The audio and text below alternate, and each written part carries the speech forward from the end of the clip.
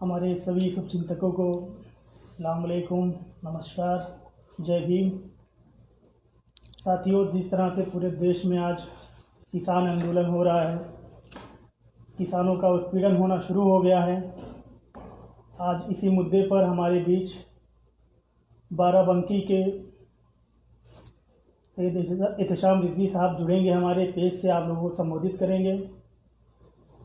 आज हिंदुस्तान के मशहूर सोशलिस्ट में से एक सैयद एहतशाम रिजवी साहब आज हमारे बीच उपस्थित हैं। मैं चाहूँगा वो किसानों की आवाज़ बनकर आप लोगों को संबोधित करें, आप लोग उनके विचार सुनें और उस पर गंभीरता से उस पर विचार करें। ये हमारे बीच उपस्थित हैं। शुक्रिया शादाब भाई, बहुत बहुत शुक्रिया आपका शादाब रिजवी भाई।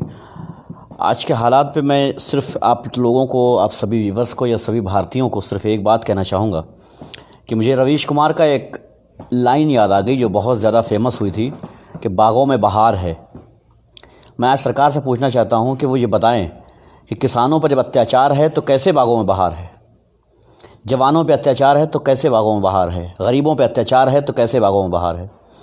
हर तरफ अत्याचार है, हर तरफ अत्याचार है, चाहे वो महिलाओं को लेकर के हो, बच्चों को लेकर के हो, छात्रों को लेकर के हो, चाहे वो नौजवानों को लेकर के हो, हर तरफ अत्याचार शुरू है। आज प्राइवेट गुंडे, प्राइवेट आर्मी लगा करके किसानों को मारा जा रहा है।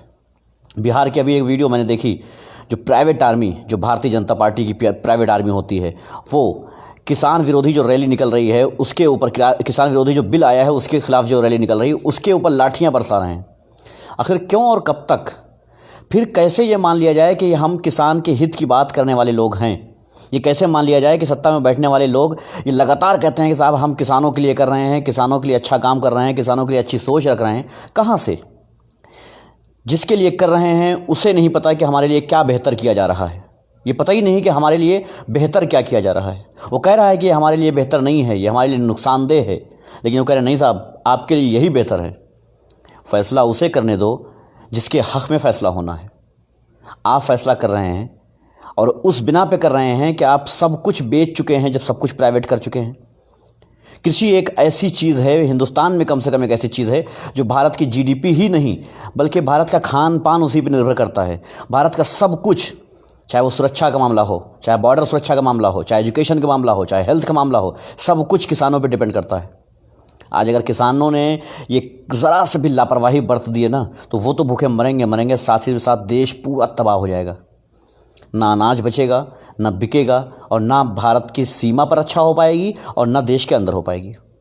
खैर, अंदर तो हो ही नहीं पा रही है और आजकल तो भारतीय सीमा पर भी नहीं हो पा रही है, क्योंकि ऐसे चौकीदार के हाथ में हमने देश दिया है कि वो कुछ पॉसिबल ही नहीं है। सब कुछ बिका हुआ है, कुछ बचना नहीं है। लेकिन इसकी सबसे बड़ी जिम्मेदारी होती है अब आम जनता की। अब आम जनता इसके लिए क्या सोचती है? आम जनता आखिर कब इसके साथ, किसानों के साथ कंधे से कंधा मिलाकर चलती है?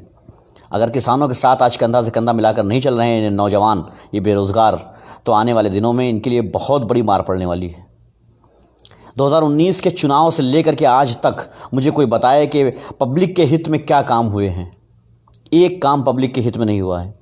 चाहे भारतीय जनता पार्टी को लेकर के ले आओ, चाहे विपक्ष के लेकर के आ जाओ जो उनके सत्ता की चाटुकारिता कर रहे हैं, चाहे वो कांग्रेस पार्टी हो, सपा हो, बसपा हो, सब के सब खामोश रह रहे हैं। ऐसे नहीं करना है। आज पार्टी से अलग हो करके किसानों के साथ चलना है। अगर आज किसानों के साथ ना चले तो कल आप भी बेरोज़गार ही नहीं होंगे। आज तो बेरोज़गार हो ही रहे हैं, कल सिर्फ बेरोज़गार नहीं होंगे बल्कि तबाह भी होंगे। और ये सामने है, सबके सामने है। हज़ारों मैसेज पर डे मिलते हैं बेरोज़गारी के।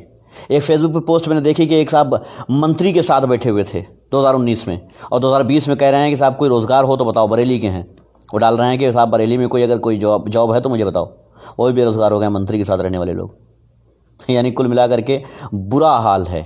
शायद हिंदुस्तान में रहने वाले लोगों को ये बात नहीं पता है, या इस बात पे सोच नहीं कर रहे हैं, विचार नहीं कर रहे हैं कि आने वाले दिन किस तरह से ख़तरनाक होंगे। ये सब चीज़ें जो आज आपको लगती हैं कि साहब बहुत ख़राब हैं, ये आज ख़राब नहीं है, इनका रिज़ल्ट कल आएगा। ये आज ख़राब नहीं है, इनका रिज़ल्ट कल आना है। ये आज का जो रिज़ल्ट है वो पिछले बातों का रिज़ल्ट आज निकला है, तब आप देख रहे हैं। अगर यही आने वाले दिनों में आप देखेंगे तो बहुत बुरी सिचुएशन होने वाली है। किसी भी विभाग में आप चले जाइए, भ्रष्टाचार चरम सीमा पर है। आप एक आधार कार्ड नहीं बनवा सकते हैं जब तक आपके पास रिश्वत नहीं है। आपके गांव में सफाई कर्मी है, नहीं है। आपके गांव में सरकारी स्कूल में टीचर आ रहे हैं, नहीं आ रहे हैं। पढ़ाई अच्छी हो रही है, नहीं हो रही है। आपके सरकारी अस्पताल जो बने हुए हैं, क्या उसमें साफ़ सफाई है, नहीं है। दवा है क्या, नहीं है। डॉक्टर आ रहे हैं क्या, नहीं है। कंपाउंडर बैठे हुए हैं और डॉक्टर सैलरी ले रहे हैं। लेकिन क्या आपने कभी पूछा है क्यों? क्या आपने कभी पूछा, कभी जाना, कभी समझने की कोशिश की? नहीं। हम सब खुद अपनी जिम्मेदारियों से भागते जा रहे हैं, सब अपनी जिम्मेदारियों से भाग रहे हैं। और उसकी वजह ये है कि आने वाले दिनों में हम उस सिचुएशन में आके खड़े हो जाएंगे कि हमारी औलादें ये कहेंगे कि जब सब कुछ लुट रहा था, सब कुछ बर्बाद हो रहा था, तो तुम क्या कर रहे थे? क्या एक सवाल भी नहीं कर सकते थे? आज सब कुछ नौजवानों के ऊपर है। मैं देखता हूँ, जब शादाब भाई जैसे नौजवानों को देखता हूँ स्ट्रगल करते हुए, आप सब के लिए लड़ते हुए, तो बहुत अच्छा लगता है कि आने वाले दिनों में कम से कम ऐसा होगा कि हाँ, कोई ये कह सकेंगे, अपनी औलादों से कह सकेंगे कि हाँ भाई, हमने उस दौर में आवाज़ उठाई थी जिस दौर में जुल्म अपनी चरम सीमा पर था, जब ताकत इतनी ज़्यादा थी जुल्म करने वालों की कि बोलने पर वो होठों को सिल दिया करते थे, काला पानी कर दिया करते थे। उस दौर में भी हम आवाज़ उठाते थे। ये फ़ख्र की बात है कैसे लोग आवाज़ उठा रहे हैं। कोई राजनीतिक पार्टी का मकसद नहीं है इसमें, चाहे कोई भी राजनीतिक पार्टी। मैं कहता हूँ भारतीय जनता पार्टी में जो लोग हैं वो लोग भी आवाज़ उठा सकते हैं, और सच में वो लोग भी बेरोज़गार हैं, लेकिन वो बोल नहीं पाते हैं। और ये आप तब तक नहीं कर सकते हैं जब तक आपका ज़मीर ज़िंदा ना हो। अगर आपका ज़मीर ज़िंदा हो जाए तो सारी प्रॉब्लम दूर हो जाएगी। आज बहुत सारे सोशल एक्टिविस्ट आवाज़ उठाते हैं, लेकिन कहीं ना कहीं उनकी आवाज़ को दबाया जाता है, और उसकी वजह आप सब होते हैं, क्योंकि आप उनकी आवाज़ नहीं बनते हैं। अगर आप सब उनकी आवाज़ बने, सब, तो फिर आपकी आवाज़ कोई नहीं दबा सकता है। आज किसानों के साथ अगर नौजवान खड़ा होता तो इस आंदोलन को कोई रोक नहीं सकता था। अभी भी वक्त है, अभी भी वक्त है, अभी भी आप लड़ सकते हैं और जीत सकते हैं। लेकिन कल आप देर हो जाएगी, फिर आपके लिए देर हो जाएगी। फिर आपके औलादे ना तो अच्छी एजुकेशन हासिल कर पाएंगे और ना ही उनको रोज़गार मिलेगा। जाहिर सी बात है, जो कहा जाता है, अभी तक मुसलमानों को कहा जाता था कि पंचर बनाते हैं, पंचर वाले कहा जाता था। एक तंज मारा जाता था मुसलमानों पर कि ये पंचर वाले हैं। आज बताएं, मैं दूसरी कौम, सभी कौमों से कहता हूं, बताइए क्या आपके पास पंचर बनाने का रोज़गार है? नहीं है। आज आपके पास पंचर बनाने का भी रोज़गार नहीं बचा है। गाड़ियां खड़ी हो गई हैं, पेट्रोल महंगा हो गया। जब पेट्रोल आपको 42 रुपये 43 रुपये लीटर बिकना चाहिए था इस वक्त, क्योंकि कच्चे तेल का भाव इतना ज़्यादा गिर चुका है, उसके बावजूद आज हाई लेवल पर पहुंच गया है। एमएसपी देना नहीं है किसानों को। अभी मैंने एक न्यूज़ देखी है, अभी जस्ट 1 घंटे पहले मैंने देखी है कि बिहार में मक्का की खरीद नहीं होगी। जिन किसानों ने मक्के की बुआई की थी वो क्या करेंगे? चिड़ियों को खिलाएंगे, जानवरों को खिलाएंगे। जब किसान ही तबाह हो जाएगा, जब हमारी बुनियाद ही हिल जाएगी, जब हमारी नींव ही कमज़ोर हो जाएगी, तो बिल्डिंग आप कैसे खड़ी कर लेंगे? ये बात सोचने वाली मेरे भाइयों। बहुत ज़रूरी है कि आप हर उस नौजवान की आवाज़ बन जाइए, हर उस नौजवान की ताकत बन जाइए जो आपके लिए लड़ता है। चाहे शादाब भाई हो या कोई भी सोशल एक्टिविस्ट हो, कभी अपने लिए नहीं लड़ता है, समाज के लिए ही लड़ता है। बिल्कुल। अगर अपने लिए लड़ना हो तो अपने लिए दूसरी तरीके से लड़ा जा सकता है। लेकिन अगर हम यहाँ पर आवाज़ उठा रहे हैं किसी के लिए, अगर हम किसानों की बात कर रहे हैं, नौजवानों की बात कर रहे हैं, बेरोज़गारों की बात कर रहे हैं, अपने लिए नहीं कर रहे हैं, हम पूरे देश के हित में कर रहे हैं। हम मुसलमानों के लिए नहीं कर रहे हैं, हम हिंदुओं के लिए नहीं कर रहे हैं, हम बिल्कुल किसी एक कम्युनिटी के लिए नहीं कर रहे हैं। ये बेहतर है, एक कम्युनिटी के लिए नहीं कर रहे हैं, बल्कि हम सब के लिए कर रहे हैं।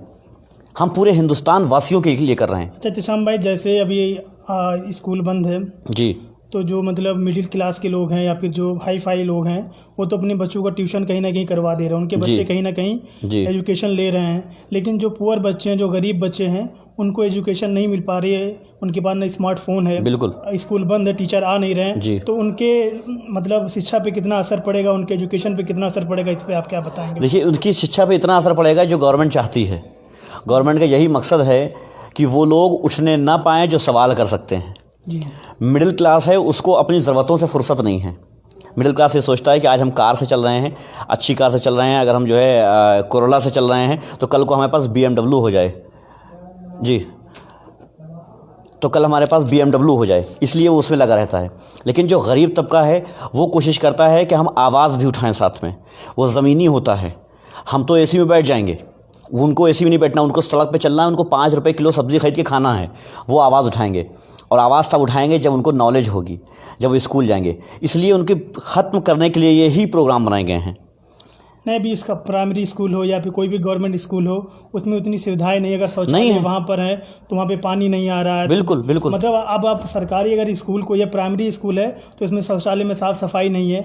बच्चों को क्या करना पड़ता है कि वो बाहर जाना पड़ता है। इसको मतलब प्राइमरी का जो शौचालय इस्तेमाल में भी नहीं है जी। और गवर्नमेंट उसका भी और पैसा इशू करती और है। शौचालय के पानी से ही वो बनता है मिड डे मील का खाना। जी। कई स्कूलों में भारत में ये भी पाया गया है। क्या आपने कभी अपने स्कूल में, अपने गांव के स्कूल में देखा है जा करके कि वहाँ की सिचुएशन क्या है? कभी आपने जा करके वहाँ के टीचर से या अपने गांव के प्रधान से पूछा है कि आखिर हमारे गांव के स्कूल की जर्जर हालत क्यों है? देखिए, सबसे बड़ी बात हमको लग रहा है ये इसमें है जी कि उसमें मिडिल क्लास के बच्चे भी प्राइमरी स्कूल में नहीं पढ़ रहे हैं। वो लोग भी हाँ, चाहते नहीं हैं पढ़ कि रहे अपने हैं। बच्चों को प्राइवेट स्कूल में पढ़ते हैं। जी। हाई फाई तो प्राइवेट में पढ़ते ही हैं। बिल्कुल पढ़ते हैं गरीब के बच्चे बिल्कुल। जिनके पास जो है कुछ शिक्षा नहीं नहीं है। है। हाँ। मतलब वही प्राइमरी स्कूल में पढ़ते हैं जिनके वालिद जो उनके पेरेंट्स जो है वो एजुकेशन नहीं प्राप्त नहीं हासिल कर पाए। जाहिल होते हाँ, हैं। जी। वही लोग ज्यादातर अपने बच्चों जी। को प्राइमरी स्कूल में हाँ, पढ़ाते हैं। हाँ। अब उनकी हिम्मत नहीं होती है वो जाएं सवाल स्कूल में करें। और सवाल करें उनसे। ये जिम्मेदारी अगर है। मिडिल क्लास के लोगों के बच्चे उसमें पढ़ते जी। तो उन पे असर होता तो वो जाकर देखते, उनकी जिम्मेदारी होती। अभी एक हमने वो सोशल मीडिया पे एक वायरल फोटो हमने देखी थी तो जी। उसमें लिखा था आरक्षित महिलाओं के लिए सीट। अच्छा। उस पे एक पुरुष बैठा हुआ था। जी हाँ, मैंने देखा। लेकिन जी। वो महिला जो है वो अशिक्षित थी। जी। लेकिन वो पुरुष शिक्षित था, लेकिन उसने भी वो महिला को जो है उसका जो बैठने नहीं दिया। अधिकार था हाँ, वो वो बैठने छीन नहीं लिया। दिया। ठीक, हाँ। छीन लिया। तो इसी तरह स्कूलों में भी वो हो रहा है।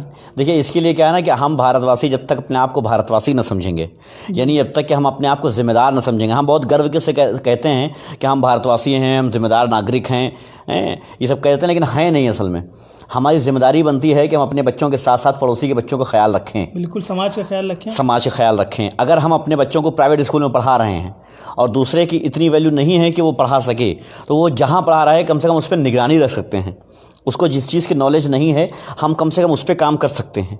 उस समाज के जो सोशल एक्टिविस्ट हैं या सोशल ऐसे सामाजिक कार्यकर्ता हैं जो काम करना चाहते हैं, हम उनकी ताकत बन सकते हैं। बिल्कुल। अगर एक नौजवान किसी एक समाज में, एक गांव की बात कर रहा हूँ, एक गांव में अगर एक नौजवान सड़क पे आ जाए, खड़ा हो जाए और ये कहे कि हम आपकी आवाज़ बनना चाहते हैं, हम आपके स्कूल जो प्राइमरी स्कूल हैं या सरकारी हॉस्पिटल्स हैं इनको बेहतर बनाना चाहते हैं, कि आप हमारे साथ हैं, वहाँ पर से आप सब धीरे धीरे करके हट जाएंगे कि कहीं मेरा नाम ना आ जाए। अच्छा, एक मुद्दा और भी हम आपसे चर्चा जी। करना चाहते हैं कि अभी हमसे जो तमाम राजनीतिक पार्टियों के लोगों से संपर्क है, लोगों से वार्ता हमारी होती रहती है, कंटिन्यू उनसे बात होती रहती है, जुड़े रहते हैं उनसे। कुछ लोग ये कहते हैं कि भाजपा नहीं सही है, सपा नहीं सही है, बसपा नहीं सही है, कांग्रेस नहीं सही है। कुछ लोग ये कहते हैं कि कोई अपना बैनर होना चाहिए, अपनी कमेटी का, कोई अपने मतलब समाज का होना चाहिए, कोई अपने मतलब उसका होना चाहिए, कम्युनिटी का होना चाहिए। तो मैं आपसे ये पूछना चाहता हूँ कि ग्राम प्रधान, एक गांव जहाँ मुस्लिम बहुमूल क्षेत्र, वहाँ ग्राम प्रधान मुस्लिम होता है, तो वो मुसलमान अपनी ही कम्युनिटी का है, अपने ही समाज का है, लेकिन वो भी समाज का शोषण करता है। तो मैं कैसे उम्मीद करूँ कि जो बड़े पद पे पहुँच जाएंगे वो हमारा शोषण नहीं करेंगे? सबसे बड़ी बात, हम लोगों के अंदर हम लोगों के अंदर एक सोच बन गई है कि अगर हमारी कम्युनिटी का है तो हमें फ़ायदा पहुंचाएगा, जबकि ये गलत है। ये कहीं होना ही नहीं है कि हमारी कम्युनिटी का है तो हमारा साथ देगा। सबसे इम्पोर्टेंट ये होना चाहिए कि हम 5 साल, हमारे पास एक विधायकी इलेक्शन होने के बाद हमारे पास 5 साल रहते हैं ये देखने के लिए कि वो बेहतर कार्य कर रहा है या नहीं, और अगर नहीं कर रहा है तो हम किस नौजवान को या किस आदमी को सामने ला सकते हैं जो सच में समाज सेवा करना चाहता है, जिसके अंदर जज्बा है जी। और अगर हम इन 5 सालों में हम सिर्फ इतना नहीं चूज़ कर सकते हैं, इतना नहीं समझ सकते हैं, इतनी समझदारी हमारे अंदर नहीं है कि एक आदमी हमारे लिए कौन बेहतर हो सकता है अगले 5 साल के लिए, हम यही मार खा जाते हैं। हम धर्म को लेकर के, जाति को लेकर के, पार्टी को लेकर के, ताकत को लेकर के, पैसा को लेकर के, गुंडई को लेकर के, ठेकेदारी को लेकर के वोट करते हैं। जबकि हमें ये करना चाहिए कि हम ये देखें कि पैसा नहीं है तब भी कोई दिक्कत नहीं, क्योंकि वोट हमें करना है, उसको जीत हमारे वोटों से होनी है। अगर आपको चुनाव में खड़ा किया जाता है तो आपकी जीत पैसे से नहीं होनी है, हमारे वोट से होनी है, हमारे समाज में जो वोट मिलेंगे उससे होनी है। तो फिर ये जिम्मेदारी वोटर्स की बनती है कि वो अच्छे आदमी को चुने, ना कि अच्छी दौलत वाले को। नहीं, अभी हमारी कुछ लोगों से भी आगामी चुनाव है, अभी पंचायत चुनाव होने वाला है, लोगों से हमारी वार्ता हुई इस बार किसको चुनना है, क्या करना है। तो अब लोगों की जो मानसिकता है वो ये बनी हुई है कि भाई साहब इस बार हमारे यहाँ 15 वोट है, हमको इतना पैसा मिलेगा तब हम वोट देंगे। तो अगर ऐसी सोच है तो क्या समाज इससे सुधरेगा? हमारा चांस ही नहीं है, बिगाड़ रहा है, सब खत्म कर रहे हैं, ये अपने पैर पे कुल्हाड़ी मार रहे हैं। आप 15 वोट है, 15,000 रुपये मिल जाएंगे, इससे ज़्यादा नहीं मिलेंगे। 15,000 रुपये आपको मिल जाएंगे, कितने दिन खाएंगे आप? अपने बच्चों को कितना पढ़ा लेंगे उसमें? आपको कितने रोज़गार मिल जाएंगे उसमें?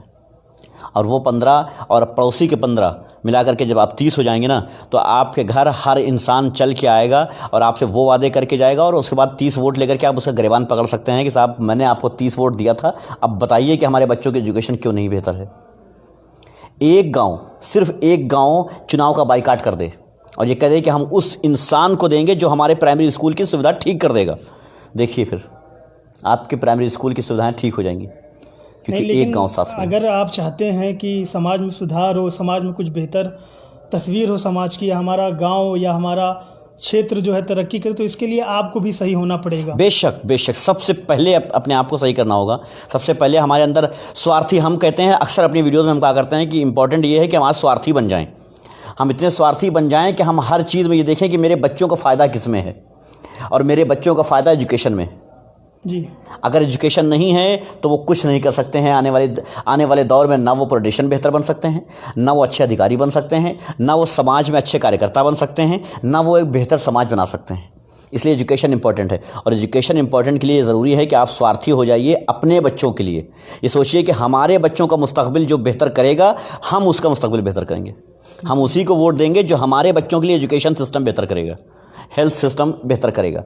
जिस दिन हमने ये सोच लिया, अपने बच्चों के लिए स्वार्थी हो गए, उस दिन सारी प्रॉब्लम सॉल्व हो जाएगी। अच्छा, ये जो भी करप्शन और भ्रष्टाचार जो देश में चल रहा है, क्या इसमें आम आदमी का सहयोग नहीं है? बहुत बड़ा सहयोग है। भारत की या दुनिया की कोई ऐसी प्रॉब्लम नहीं है, हम तो सिर्फ भारत की बात करेंगे कि भारत में कोई ऐसी प्रॉब्लम नहीं है जिसमें पब्लिक आवाम 70% भागीदारी ना हो। 70%। हम आधार कार्ड बनवाने जा रहे हैं साहब, आधार कार्ड बनवाने के लिए हमसे कहा जाता है कि 100 रुपये दे दो। मैं पूछूं किस चीज़ के? हम लीगल बनवा रहे हैं, हमारा नाम जो है वही है, हमारी पहचान जो है वही है, तो 100 रुपये किस चीज़ के? नहीं देंगे। कब तक नहीं बनाएगा? कंप्लेन करो, डीएम के पास जाओ। क्यों नहीं जाओगे? जब अब 100 रुपये दे के काम चला लोगे, अगली बार और ऊपर जाओगे, कुछ और बनवाना होगा 200 रुपये दे दोगे। पासपोर्ट बनवाने पे थाने पे हम 1000 रुपये 1500 रुपये ज़रूर से ज़रूर देते हैं। किस चीज़ के देते हैं?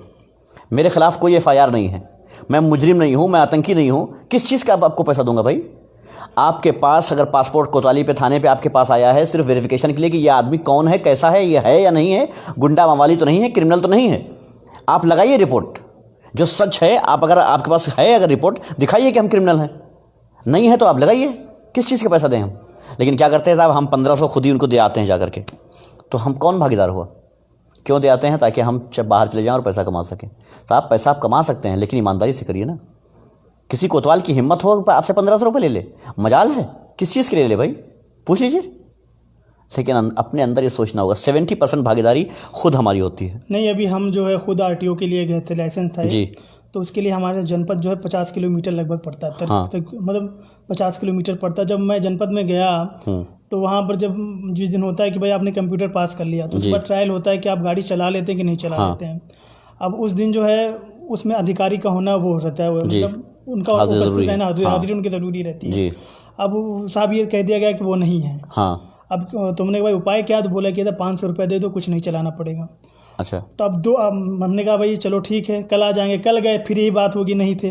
तो क्या अधिकारी का वो रहते हैं या नहीं रहते? इसमें बिचवली लोग जो है यहाँ भी गड़बड़ होता है। और हम लोग क्या करें भाई, 50 किलोमीटर दूर से जाते हैं तो यह कितनी बार आदमी दौड़ के जाएगा वहाँ? अधिकारी नहीं है, आप उसे कह दीजिए कि ठीक है साहब अधिकारी नहीं है, आप लिखे दे दीजिए कि आपका अधिकारी आज नहीं है, लाइए। तो यहाँ पर जैसे हमारे साथ ये शोषण हुआ जी, तो अब उसको मैं अनुभव आपसे लेना चाहता हूँ कि ऐसे उसमें क्या करना चाहिए एक आम आदमी को। सबसे पहले आप उस ऑफिस का, भाई जाहिर सी बात है आप जिस ऑफिस में हैं वही का अधिकारी है, उसके ऑफिस की वीडियो बना लीजिए जी, अधिकारी है या नहीं है। नहीं है, आप अगले दिन फिर आएंगे, फिर नहीं मिलेगा, तो आप फ़ौरन जाकर के गूगल पे सर्च कीजिए, वहाँ के मंत्री, विधायक, नेता जितने हैं, DM, सब की वहाँ पर email IDs हैं। आप एक मेल उनको कर दीजिए कि मैं 3 दिन से दौड़ रहा हूँ, लगातार 3 दिन से अधिकारी नहीं है। और ये मांग भी कर लीजिए, डिमांड भी कर लीजिए कि ये बताया जाए कि वो छुट्टी पर हैं या नहीं। आपको उनको लिखित में देना पड़ेगा कि हाँ साहब इतनी डेट से लेकर के इतनी डेट तक ये छुट्टी पे हैं, इस वजह से नहीं है। और अगर नहीं है, बगैर छुट्टी के एप्लीकेशन के नहीं है, तो फिर उनके ऊपर कार्रवाई ज़बरदस्ती होनी पड़ेगी, क्योंकि आपके पास लिखित में और वीडियो एविडेंस के साथ सबूत मौजूद हैं। अच्छा, आप इतने दिनों से सोशल मीडिया पे एक्टिव हैं, अब समाज के मुद्दों को लेकर आप आंदोलन कर रहे हैं, लोगों को जागरूक कर रहे हैं, लगातार आपकी वीडियो, आपके व्यूवर बहुत ज़्यादा हैं, यूट्यूबर आपके बहुत ज़्यादा, लोग आपको बहुत पसंद करते हैं, लोग आपसे मोहब्बत करते हैं, हर राज्य के लोग आपको सुनते हैं, आपके पास मैसेज करते हैं। तो आप क्या राय रखते हैं, समाज को कैसे सुधारा जा सकता है? जिस समाज का मतलब दिशा बन गई, जो समाज की एक तस्वीर बन गई, उसको कैसे उस दलदल से निकाला जाए? इसमें युवाओं को क्या करना चाहिए? जो आने वाली पीढ़ी है, आने वाले नौजवान है, जो अभी 25, 20 और मतलब 18 साल के हाँ, 20 साल जो के बच्चे, नौजवान उनको हैं। क्या करना चाहिए कि जो समाज को जो कुछ बदलाव आ सके? भैया सबसे पहले मेरे भाइयों, मैं सभी नौजवानों से यही कहना चाहूँगा कि सबसे पहले आप एक काम करें कि किसी भी राजनीतिक पार्टी को इसलिए फॉलो ना करें क्योंकि हमारे पुरखे फॉलो कर रहे थे। किसी भी राजनीतिक पार्टी को इसलिए फॉलो ना करिए कि क्योंकि उसका हाई कमान जो है वो बेहतर है। आप सिर्फ किसी आदमी का इसलिए साथ दीजिए क्योंकि वो ईमानदार होना चाहिए। आपके क्षेत्र के विधायक किसी भी पार्टी से हो, निर्दलीय से हो, कोई हो, विधायक नहीं विधायक कैंडिडेट कोई भी हो, आप सिर्फ इस बिना पर देखिए, इस पैमाने के साथ देखिए कि वो कितना नेक और कितना बेहतरीन इंसान है और आपके लिए कितना सब कुछ कर सकता है। आप उसकी ताकत बन जाइए। आप जब उसकी ताकत बन जाएंगे तो पहली बात तो आपकी वजह से चूंकि जीता है, आप सब नौजवानों की वजह से, और नौजवानों को ऐसा हो ही नहीं सकता कि कोई विधायक की हिम्मत पड़ जाए कि नौजवानों को धोखा देके चला जाए। बिल्कुल। जिस आदमी को, आपको, हमको, इनके, उनको, अगर किसी को नौजवानों ने जिताया है तो उस आदमी की मजाल नहीं है कि उस नौजवानों के खिलाफ चले जाए, क्योंकि उसको 5 साल के बाद फिर से चुनाव में भी आना है और उसी क्षेत्र में रहना है। सबसे पहले मैं अपने सभी व्यूअर्स को एक बात कहना चाहूँगा कि सबसे पहले आप अपने मौजूदा विधायक से एक बात कहिए कि आपने हमारे क्षेत्र में पार्टी का कार्यालय खोला था चुनाव के वक्त, आज आपका पार्टी का कार्यालय मेरे क्षेत्र में क्यों नहीं है? जब आपको चुनाव में मुझसे मिलना था तो आपने कार्यालय खोला था, चाय पिला रहे थे वहाँ पर झंडे लगा करके। आज आप विधायक बन गए हैं तो आपका कार्यालय क्यों ख़त्म हो गया है? अब आप क्यों नहीं वहाँ बैठते हैं हमसे मुलाकात करने के लिए? हफ्ते में एक दिन एक कार्यालय में अगर बैठेंगे विधायक तो सारा काम होगा, सारा काम होगा। लेकिन सबसे ज़रूरी है बेबाक आवाज़ बनना।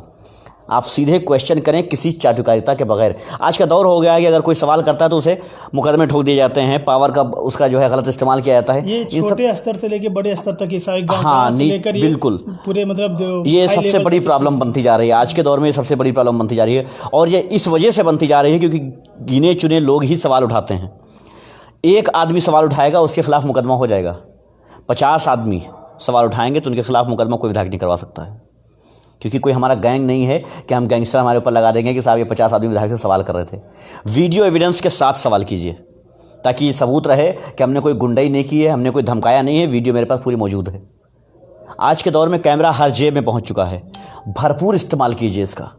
कहीं भी सवाल कीजिए तो वीडियो कैमरे के साथ कीजिए ताकि वायरल कर सके और सबूत के तौर पे दिखा सके कि हमने क्या कहा था और उसने क्या जवाब दिया था, किस बिना पे हमने क्वेश्चन किया था। और ये हमारा संवैधानिक अधिकार है। किसी विधायक से या किसी ऑफिसर से भी हम सवाल कर सकते हैं। किसी ऑफिसर से हम ये सवाल कर सकते हैं कि आखिर क्यों और कब तक, हमारा क्षेत्र अगर गड़बड़ है, पीछे है तो क्यों। किसी भी विधायक से हम पूछ सकते हैं कि आखिर आपने सवाल विधानसभा में कब उठाया मेरे लिए। बिल्कुल। किसी भी सांसद से हम पूछ सकते हैं कि आपको सांसद बना के हमने चुन के भेजा था, क्यों भेजा था? क्या आपने हमारी समस्याओं को लेकर के लोकसभा में सवाल उठाए हैं? नहीं उठाए हैं।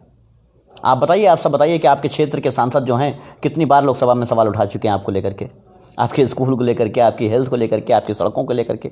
है कुछ? नहीं है। कोई विधायक है? नहीं है।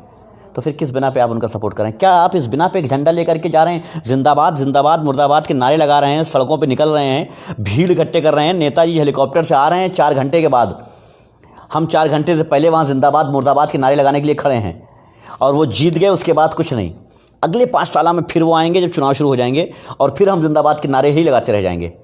इस बार वो BMW से उतरेंगे। पिछली बार अगर वो छोटी कार से उतरे थे, हेलीकॉप्टर उतरने के बाद छोटी कार से गए थे, स्कॉर्पियो फॉर्च्यूनर से गए थे, अगली बार वो BMW से जाएंगे। पिछली बार तो उनके पास 10 गनर थे, आज उनके पास 50 गनर होंगे। पिछली बार उनके लड़के के पास छोटी कार थी, इस बार बहुत बड़ी कार होगी। पिछली बार उनके पास एंड्रॉयड फ़ोन था, इस बार एप्पल का होगा। लेकिन हम कहाँ हैं? हम वहीं हैं।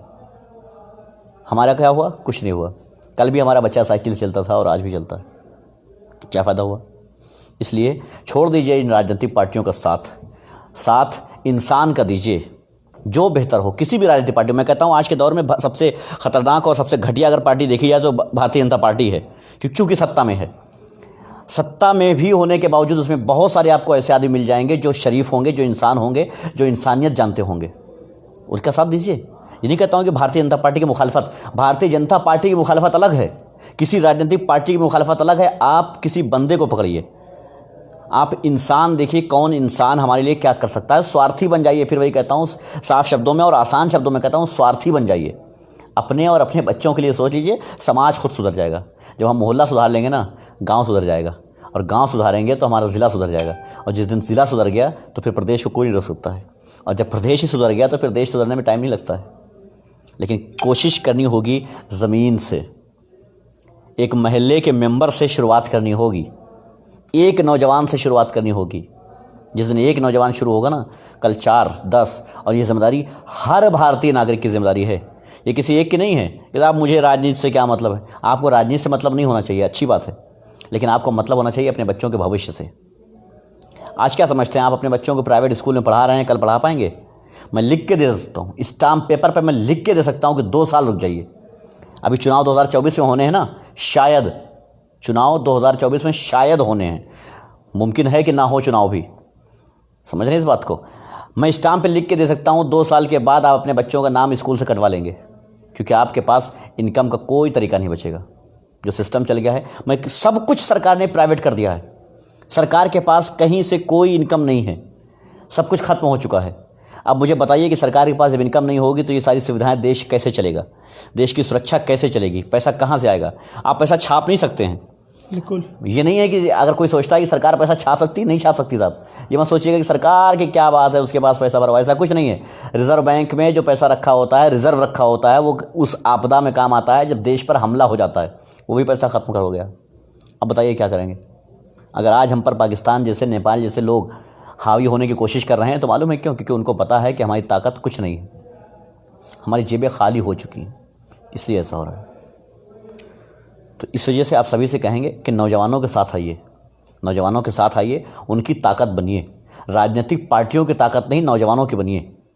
ये मत सोचिए कि साहब हम बसपा में हैं तो दूसरे बसपा में तो साथ देंगे, हम सपा में हैं तो दूसरे सपा में हैं तो साथ देंगे, हम हमारे दादा से कांग्रेस में सब लोग हैं तो हम कांग्रेस में ही रहेंगे। नहीं साहब, किसी भी राजनीतिक पार्टी में अच्छा इंसान है, हम उसके साथ हैं, क्योंकि हमारे क्षेत्र का विकास हमें चाहिए। बस हमारे बच्चों को अच्छी एजुकेशन चाहिए, बात खत्म। हम स्वार्थी हैं। वोट जो है, जैसे अभी वोट मतलब आने वाला चुनाव है, पंचायत चुनाव का है, तो आप क्या कहेंगे, किस आधार पे वोट करना चाहिए लोगों को? एक पैमाना बना लेना चाहिए कि आखिर हम किस पैमाने पर वोट करेंगे। आज हम वोट करते हैं धर्म के नाम पे, जाति के नाम पे, पार्टी के नाम पे। ये सारी मैं कहता हूँ किस तरह से ये पैमाना बन सकता है कि हम अपनी जाति वाले को वोट दे दें, अपने धर्म वाले को वोट दे दें, अपने पार्टी वाले को वोट दे दें। हमारा पैमाना ये होना चाहिए कि वो कितना बेहतरीन और कितना नेक इंसान है, हमारे समाज के लिए उसके करने के लिए जज्बा कितना है, क्योंकि वो चूँकि आपके क्षेत्र का है तो आपको पता होना चाहिए कि इसका बैकग्राउंड क्या है, पिछले दिनों में ये क्या कर रहा था, अब तक ये क्या कर रहा था हमारे लिए। जब वो नहीं जीता था तब वो क्या कर रहा था, कहीं खामोश तो नहीं बैठा था। जो नहीं जीता और खामोश बैठ गया और फिर चुनाव में जग गया, उसको मत देना, बिल्कुल उसको देना जो हारने के बावजूद तुम्हारी लड़ाई लड़ रहा था, जो 5 साल अपना टाइम वेस्ट कर रहा था, अपना पैसा वेस्ट कर रहा था, आपके लिए मुकदमे झेल रहा था, उसके साथ आइए। अच्छा, जैसे सभी आपने समाज की बातें की, तो ये समाज मतलब एक जाति की कमेटी, जाति को समाज कहते हैं? नहीं, समाज बनता है जी। हाँ, बहुत अच्छा सवाल आपने किया, बिल्कुल सिर्फ अपनी जाति को, सही कहा आपने, बहुत अच्छा सवाल किया है। आज के दौर में समाज का मतलब अगर कहा जाए कि अपना समाज, तो लगता है कि अपनी कम्युनिटी जी, अपनी जाति नहीं। समाज बनता है कई चीज़ों को मिला करके, कई लोगों को मिला करके। हमारा समाज वो होता है जो हमारे आसपास का रहन सहन होता है, वो हमारा समाज है। नहीं, कुछ लोग जो है समाज ये समझते हैं कि जैसे हम यादव से हैं या हम मुसलमान हैं तो हमारा मुसलमानी समाज है। वो समाज नहीं है। असल में हम गलतफहमी में जी रहे हैं कि वो हमारा समाज के लोग हैं। नहीं, हमारे समाज के वो लोग हैं जो हमारे आसपास रहते हैं, किसी धर्म के नहीं। किसी धर्म के लोग सामाजिक नहीं हो सकते, क्योंकि सामाजिक उसे कहा जाता है जो समाज के हित के लिए सोचता हो। हमारे समाज के, अब आप हमारे समाज के थोड़ी हैं, आप हमारे धर्म के हैं। अगर हम धार्मिक प्रोग्राम कर रहे हैं तो हम आपको इनवाइट करें, बिल्कुल। अगर हम सामाजिक कार्यकर्ता हैं और समाज के लिए सोचना चाहते हैं तो उस समाज के, यानी कि आसपास के क्षेत्र के जो लोग हैं, उस क्षेत्र के जो लोग हैं वो हमारे समाज के लोग हैं। अगर हम सामाजिक कार्यकर्ता कहा जाता है किसी को, तो क्या एक जाति के किसी कार्यकर्ता को सामाजिक कार्यकर्ता कहा जा सकता है? नहीं। हर धर्म के लिए जो काम कर रहा होगा, हर जाति के लोगों के लिए काम कर रहा होगा, वो सामाजिक है। तो जब वो सामाजिक है, मतलब समाज वो है जो हर धर्म को मिला करके चलता हो। लेकिन आज हमारे अंदर बहुत गलतफहमी, सही आपने क्वेश्चन किया, बहुत गलतफहमी हो गई है। अगर हम बात करें कि हमारा समाज, तो लोग सोचते हैं कि शायद एक जाति की बात हो रही है। ये स्पेशल जाति समाज नहीं होती है। ये प्रोग्राम वगैरह जो अपने धार्मिक होते हैं, इनके लिए रखा कीजिए। समाज वो होता है जो हम सब को मिला करके, वो किसी भी धर्म से हो, किसी भी जाति से हो, नीच हो, ऊँच हो, कोई फ़र्क नहीं पड़ता, गरीब हो, अमीर हो, कोई फ़र्क नहीं पड़ता है। वो हमारे क्षेत्र के रहने वाले हैं, हमारे आसपास के रहने वाले हैं, वो हमारा समाज है। अगर हम कहें कि समाज की सफाई ज़रूरी है, तो मतलब ये नहीं है कि हमारी कम्युनिटी में, हमारे धर्म के, हमारी जाति के लोगों में सफाई ज़रूरी है, हमारे समाज में ज़रूरी है। मतलब हमारे महल्ले, हमारे गांव की ज़रूरत है। ये हमारे गांव की सफाई होनी चाहिए। ये होता है समाज। तो इस चीज़ को बहुत अच्छा किया शादाब भाई ने ये सवाल किया, और मुझे लगता है कि नौजवानों को शायद कोशिश करना चाहिए इस बात को समझने की। हालांकि समझे हो तो बहुत अच्छी बात है, लेकिन अगर समझने की कोशिश करना चाहिए कि समाज जो है वो 4 लोगों को मिला करके बनता है, ना कि एक जाति के 4 लोगों को अलग अलग। और हमारे देश की ये तो मिसाल रही है हमारे देश की, ये गंगा जमुनी तहजीब रही है हमारे देश की, कि हम हर धर्म के लोग एक साथ रहते हैं, भिन्न भिन्न के लोग उसके बाद भी एक साथ बैठ करके एक थाली में खाने वाले लोग हैं लोग। तो ये चीज़ अगर हम भूल रहे हैं तो हम आज सामाजिक नहीं हो रहे हैं, फिर हम बहुत ज़्यादा आगे निकल चुके हैं, जो हमारे समाज के लिए ख़तरा हो चुका है। और हमारे समाज को अगर बचाना है ना साहब, तो फिर यही करना होगा कि हर धर्म के लोग, हर जाति के लोग, हर गुट के लोग एक साथ कदम से कदम मिलाकर चलना होगा। तो शादाब भाई भी बहुत मेहनती माशाल्लाह हैं, और मैंने आपकी बहुत सारी वीडियोस देखी, आपकी प्रोफाइल पे जाकर के मैंने देखा कि बहुत अच्छी और एक बेबाक आवाज़। देखिए, मैं सबसे कहूँगा सभी नौजवानों से कि अगर आप बोल सकते हैं तो बोलिए, नहीं बोल सकते हैं तो लिखिए, नहीं लिख सकते हैं तो बोलने वाले का साथ दीजिए, उसकी ताकत बनिए। कम से कम उसको लाइक और शेयर तो कर सकते हैं। लाइक इसलिए नहीं क्योंकि लाइक के लिए वीडियो बन रहे हैं, इसलिए क्योंकि उसकी हौसला अफजाई हो रही है, उसकी हौसला अफजाई हो रही है। शेयर हो रही मतलब अगर 10 लोगों तक कोई अच्छी मैसेज है, 10 लोगों तक पहुंच रहा है तो अच्छी बात है ये, और उसमें भागीदार आप हैं। इसका अज्र सिर्फ नीचे वाला नहीं, ऊपर वाला भी देखता है। अगर आपके एक बटन दबाने से, शेयर का बटन दबा देने से, लाइक का बटन दबा देने से किसी का भला हो जाता है। आज का दौर हो गया है कि अगर कोई अच्छी बात कर देता है तो लोग उसको छोड़ देते हैं, और अगर वो कह दे कि मेरी बात को शेयर कर देना, तो लोग कहते हैं अरे यार शेयर का भूखा है। वो शेयर का भूखा नहीं होता है, क्योंकि शेयर से आपको बता दूं कि सोशल एक्टिविस्टों को बता दूं, सोशल मीडिया पर कोई इनकम नहीं होती है। जी। ठीक है, कोई इनकम नहीं होती है, खर्च अलग होता है। ठीक है, कोई इनकम नहीं होती है। तो आपके शेयर से किसी भाई का, मैं किसी भाई की बात कर रहा हूँ, किसी सोशल एक्टिविस्ट के कोई फ़ायदा नहीं होने वाला है। फ़ायदा उनका होने वाला है जो लोग इस बात को नहीं समझ पाए थे, वो समझ जाएंगे, और समझने के बाद वो फ़ायदा उठा लेंगे। इस समाज में अगर कुछ बदलाव हुआ तो कुछ बदलेगा, तभी तो जो है कुछ अच्छा होगा। बिल्कुल बिल्कुल बिल्कुल। तो अगर हम इसमें भागीदारी बन रहे हैं, लोगों को शेयर कर रहे हैं, हमारी बातें दूसरे तक पहुंच रही है, उसको फॉलो कर रहे हैं, तो इससे कहीं ना कहीं जो है आपका भी योगदान है। अगर आपने भी जो बात कही कि अगर आप बोल नहीं सकते हैं तो लिखिए, लिख नहीं सकते हैं तो बोलने वाले के साथ दीजिए। तो ये बातें होनी भी चाहिए, बहुत जरूरी है। इसी तरह से हम एक दूसरे का साथ दे सकते हैं। अगर आप बोल नहीं सकते हैं तो शेयर कर दीजिए, बिल्कुल। लिख नहीं सकते हैं तो भी आप सपोर्ट कर शेयर कर दीजिए, लाइक कर दीजिए, ताकि लोगों तक मैसेज पहुंच सके। लोगों तक मैसेज, देखिए चेन इसी तरह बनती है ना, चेन इसी तरह बनती है कि साहब जो नहीं करने वाले हैं वो भी अब 10 लोग, 10 किसान निकले हैं सड़कों पे, अब 10 किसान के साथ 50 वो लोग खड़े हो जाएं जो नहीं हैं किसान, लेकिन उनके साथ खड़े हो जाएं कि हम आपकी ताकत हैं। आज आपके क्षेत्र के विधायक हो या सांसद हो, उसको आकर के घुटने के बल बैठ करके उसके बोलना पड़ेगा कि हम किसान के साथ हैं। बिल्कुल। लेकिन जब 10 किसान खड़े हैं और आप मुंह फेर के चले जाएंगे उधर से, बाइक तेज करके और कार तेज करके और शीशा लॉक करके, तो वो किसान सड़कों पर ऐसे ही मर जाएंगे। कल को आपका नंबर आएगा तो वो किसान निकल जाएंगे, वो आपके साथ नहीं, आप उनके साथ नहीं, मतलब कुछ नहीं हो सकता। इसलिए तो चलिए फिर बहुत ही अच्छा लगा, बहुत शुक्रिया आपका शादाब भाई, मोहब्बत आपकी, बहुत शुक्रिया आपका। लोगों को अपनी बातें बताई कि कितना समाज को बदलाव जा सकता है, कितना समाज में बदलाव आ सकता है। मैं इसका बहुत बहुत शुक्रगुजार हूँ। बहुत शुक्रिया आपका, बहुत शुक्रिया। और आप इसी तरह तेज सच्चाई की आवाज़ बने रहें, लोगों तक अपने मैसेज को पहुँचाते रहें, और आपसे इसी तरह हमारा संबंध बना रहे। बिल्कुल जी, बिल्कुल। चलिए बहुत बहुत शुक्रिया आप सभी व्यूअर्स का, धन्यवाद। जय हिंद।